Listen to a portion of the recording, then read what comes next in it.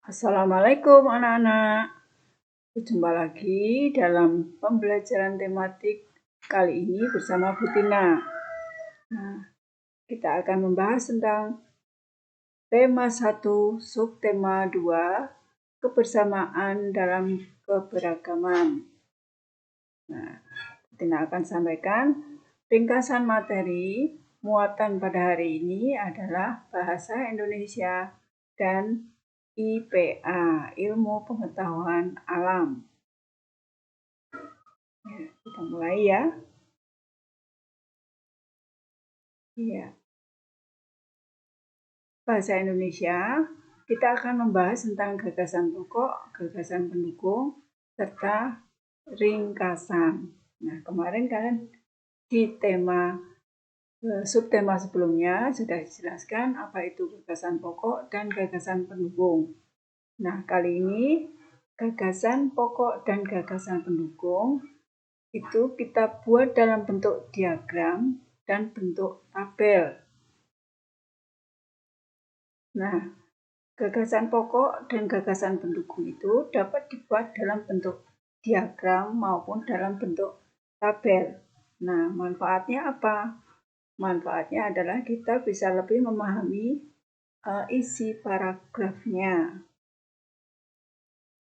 Bagaimana caranya? Yang pertama, kita membaca paragraf dengan seksama, ya. Cermatilah kalimat pertama hingga kalimat terakhir. Lalu tentukan gagasan pokok. Biasanya gagasan pokok ini ada di awal ya. Dan gagasan pendukung paragraf tersebut. Nah, gagasan pokok ini akan menjadi bagian inti. Dapat ditulis di bagian atas atau tengah. Kemudian gagasan pendukungnya sebagai cabang dari gagasan pokok bisa ditulis di bagian samping atau di bawah gagasan pokok. Ya, kita akan pelajari sebuah paragraf. Ada sebuah paragraf ya. Indonesia memiliki berbagai bahasa daerah, misalnya bahasa Batak, bahasa Jawa, dan bahasa Sunda. Keragaman bahasa di Indonesia tidak membuat bangsa Indonesia terpecah-pecah. Bangsa Indonesia tetap menjaga persatuan dan kesatuan. Bangsa Indonesia dipersatukan oleh bahasa persatuan, yaitu bahasa Indonesia. Nah, ini yang berwarna kuning ini adalah gagasan pokoknya. Kemudian gagasan pendukungnya ada di kalimat kedua, kalimat ketiga, dan kalimat keempat. Kalau kita buat, maka hasilnya seperti ini diagramnya. Ini gagasan pokok, kemudian ada gagasan pendukung. Tapi ini yang penting, arah panahnya adalah menuju pada gagasan pendukungnya.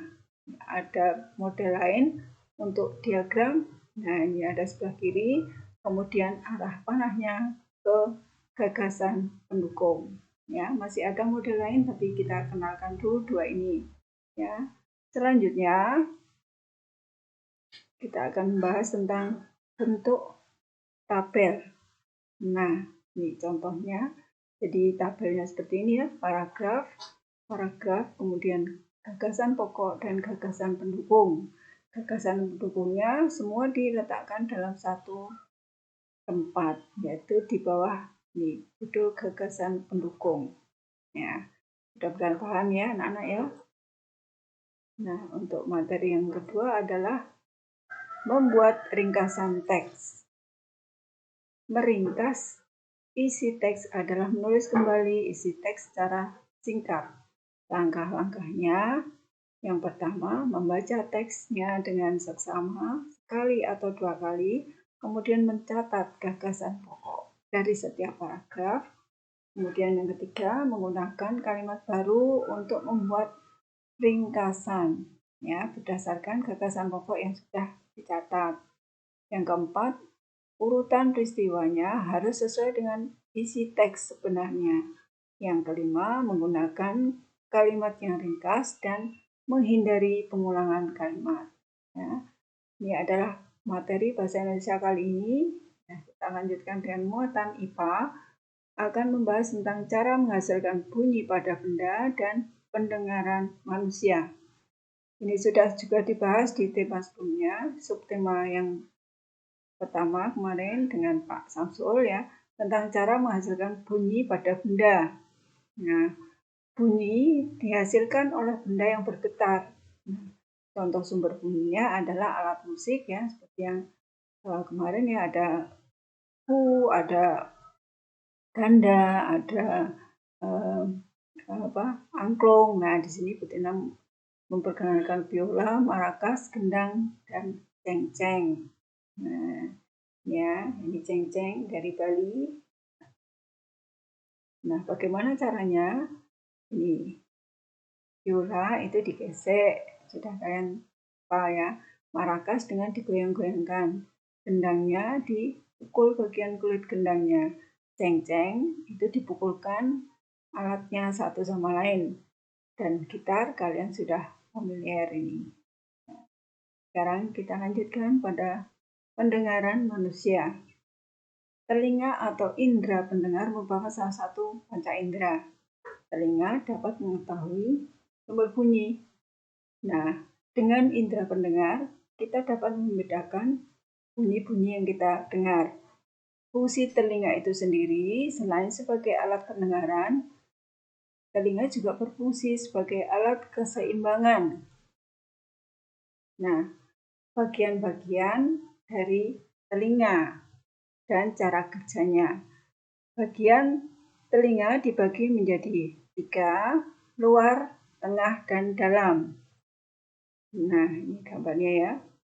Bagian luar itu ada daun telinga, kemudian ada lubang telinga, dan saluran. Ya, saluran telinga. Kemudian bagian tengah ada tulang pendengaran, kemudian ada gendang telinga. Nah, kemudian bagian dalam ada saluran setengah lingkaran dan saluran eustasius. Nah, bagaimana proses mendengar itu? Nah, dari getaran dari sumber bunyi, yang gelombang bunyinya ditangkap oleh daun telinga. Kemudian gelombang itu dirambatkan melalui liang telinga, lalu menggetarkan gendang telinga. Gendang telinga menggetarkan tulang-tulang pendengaran. Nah, akhirnya koklea menangkap getaran tersebut dan mengirimkannya ke saraf pendengaran. Saraf pendengaran mengirim rangsang bunyi ke otak dan otak menerjemahkan bunyi tersebut yang kita dengar. Ya, jadi seperti ini ya alurnya proses mendengar bunyi. Selanjutnya, kepekaan telinga sebagai indera pendengar. Telinga manusia dapat mendengar bunyi dengan frekuensi 20 sampai 20.000 Hz. Ya, ini Hz ini adalah satuan frekuensi. Nah, kemampuan mendengar setiap orang berbeda-beda. Ada yang dapat mendengar bunyi lemah dan ada yang dapat mendengar bunyi yang kuat. Nah, indera pendengar yang baik dapat mendengar dengan jelas asal sumber bunyi dan tinggi rendahnya bunyi. Nah, materi terakhir, bagaimana cara melihara kesehatan telinga kita. Nah, kita wajib bersyukur kepada Tuhan karena memberikan bentuk yang sempurna dengan adanya indera pendengaran ini. Nah, oleh sebab itu kita harus merawat kebersihannya agar tetap sehat. Nah, caranya menjaga, yang pertama, membersihkan telinga bagian luar dengan sapu tangan dan air hangat. Nomor 2, jangan mengorek-orek telinga karena dapat mendorong kotoran itu masuk lebih dalam dan kotoran yang di dalam menumpuk di dalam dapat mengakibatkan robeknya selaput gendang telinga. Yang ketiga, jika mendengar bunyi terlalu keras, tutuplah lubang telinga supaya gendang telinga kita tidak rusak. Ya, nah ini materi dari Butina kali ini. Ya, selamat belajar. Kita tutup bersama dengan membaca Alhamdulillahirabbil alamin. Butina akhiri, assalamualaikum warahmatullahi wabarakatuh.